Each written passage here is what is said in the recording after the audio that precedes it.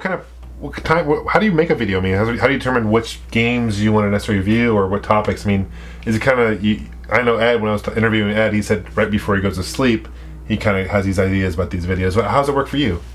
The funny thing is, when I started the show, I wrote out a list of things games I really loved, and series reviews and things like that I personally really wanted to do. And I think I wrote out 25 reviews that I definitely had to do, and I think I'm at around maybe around 20 of them. I still have 5 that I want to do, and then I've covered that base per se. But since that point, I've started to do other things that I didn't think I was going to do. Like, I didn't realize I was going to do the Street Fighter Dojo Kid, or, you know, what was the other ones? I like the Muscleman. And then, yeah, we didn't think we were going to do that. To see that thing, I just bought those muscle figures. I'm like, man, let's do a video on this. I love these figures. And I started robbing the farm. I'm like, let's do something about muscle figures. We love this stuff. That's awesome. Type of thing. And so we ended up doing that. But, yeah, so sorry, I had a list of reviews I wanted to do, and then Rob came on the show and he brought his enthusiasm for Mega Man, and then we're like, yeah, let's do the Mega Man series. Like, that'd be awesome for you. That'd be perfect. Nobody else could do it. Only Rob Man could do that. Justice or whatever. So we kind of did that, and now what I've done is I actually probably write out the next 7 to 8 videos that I'm gonna do. It's kind of made taking the fun out of it a little bit, but it keeps me in order, so I'm always on track, and I'm always can consistently make videos, and all of that. And to be honest with you guys, everybody's like, "Oh, I wish you could make videos a lot more often," but it's amazing that I can meet the schedule I do. Yeah. Like, I work 40, 50 hours a week plus, you know. And I have a life. I do. I actually do. I don't just play video games, you know. I go out and do things, you know. But it's amazing that I can to do the show at all. Sure. To even get an episode out every 2 weeks is a miracle. Plus, you're working on a movie, right? But yeah, we'll talk about that in a bit. That's another. That's a whole. You're working on a movie, and then beast. You're working on going to PAX coming up soon. Yeah, we're both going to that. I'm going to meet you down there. That'll be really awesome. Come down to PAX. We'll both be there. Yeah, we'll probably advertise that as it gets closer to it, you know, for sure, like, and all that. But yeah, but no, if I didn't have a schedule for the show, if I didn't write those episodes out, I would never be on track. The show would be out of whack. It'd be an episode every month of that, and I want to try to be a little bit more consistent than that, a little bit. So yeah, let's talk about the movie. You mentioned the movie just a minute ago. Yeah. Let's talk about this movie you're working on. I know it's how long has it been in production, and do you have a set date yet that you timeline as far as when you want to get it done, or? Okay, yeah, like just the movie in general. Let's see. Okay, it's funny. I think I first announced the idea on the channel probably about 1.5 years ago. I think it was, I was watching your 10,000, was it your 10,000 subscriber special? I mentioned it in 10,000, but I first mentioned it in the 5,000 subscriber special. Okay, yeah. And basically one night, it's the funniest thing, I went out with the girl I was going out with at the time, and we came back here, and we're hanging out, and she was going to sleep, and I just cracked a beer, and I was thinking, I'm like, what else can I do for the show? And I was trying to think doable, but, and then I'm like, a movie. And as soon as I said a movie, I know it sounds funny, but I had this whole idea for a movie. And what I did was I actually turned on my webcam and recorded myself just talking about what I think this movie should be about, and I just ranted it all out. And so I basically told a very basic story. And then over the next couple of months, I started writing it out, and it started coming out really pretty good. I was happy with that. I thought, I think this will work. And then, you know, basically I got kind of busy in my personal life, and I wasn't able to kind of get back to the movie. But I had a big, like a book, it's in the other room, of all my notes and all my stuff that I wanted in the movie. But I hadn't put it into script form. It was all these notes that I could go out and direct this movie and film it, but nobody else would know what the hell it's about. You know, but I would know, but that's no good to anybody else. So I sat down and I started to write it into script form.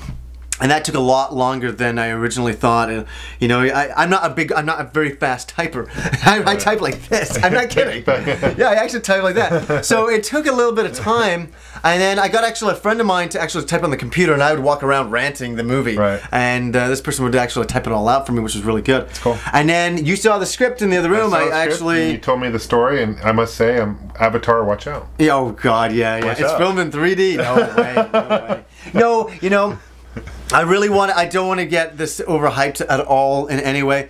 What it is, it's kind of like my Halloween specials, but an hour long. That's what we're looking at, and I hope it's a fun story. What I'm trying to do is make a movie that entertains me. If I'm entertained, then hopefully other people will like it. But it ain't no freaking Avatar. I love Avatar. That's a great movie. It's in 3D too. Like, James Cameron? Oh, he's my idol. Like, so, you know, if I can make a movie that makes, you know, fans of the show smile and go, you know, that's cool, bed. That's a cool bed. Then I've done okay. But don't be expecting big budget. Expect low budget, but with hopefully some big story. You know the story, and some fancy editing and all that, and Gamester81 here is actually in the movie, and that's actually why he was up tonight. He actually was. You happened to be in Vancouver, stopped by to do one scene in the movie, and then said, "Hey, let's do a Q&A." And so we just brought the camera up, popped it down. That's even why we're doing this at all. Here we are. Yeah. Funny how things fall together, eh? Yeah. And all that. But we actually, the scenes that we just filmed, we were watching it, we were laughing, they were good, eh? I think they turned out good. Yeah, I think so. I think so. We're not actors by all means. But no, and that the movie's not like, the thing is, I'm not an actor at all. But I think it's kind of like a B movie in a really funny way, and in a way that comes across in a good way. So hopefully everybody likes it. Now, understand it's months and months and months away. I'm actually using every single Sunday to film the movie now, and I'm filming 2 days after work a week to get this done. And we're talking like months to go. So yeah, and hopefully when the movie's done, it'll go to DVD and you know, everything will be smooth sailing. But I will not release the movie till I'm happy with it. Because that's the main thing. So you'll put a trailer up on your channel, I imagine. Oh yeah, that's a long way away. Now you're also on Facebook, right? So okay, Facebook's a good way to... And you have a website? Yeah, HappyConsoleGamer.com. Definitely go there. I do the blog every once in a while. I kind of update things. There's a lot of stuff there. There's a forum, all that going on. You've done, in the past, you've done some blog TV live streaming. Yeah, that was really big. That was huge. Are you planning on doing anything like that in the future with Rob? Or? We did one, as you just mentioned, and...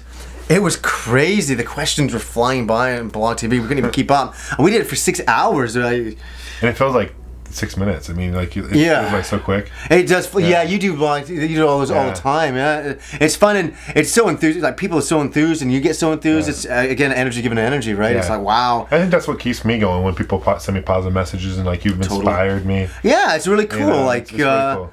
You know, like, and that's something, if you don't mind, I'm going to use to say is that we actually make these videos because we genuinely love video games, and it, you know, it's about, we're saying our love for these games, and then we love hearing everybody else's love for the games too. It's all about that. It's not about anything else, you know. You know, you asked me earlier, like, you know, 17,000 subscribers.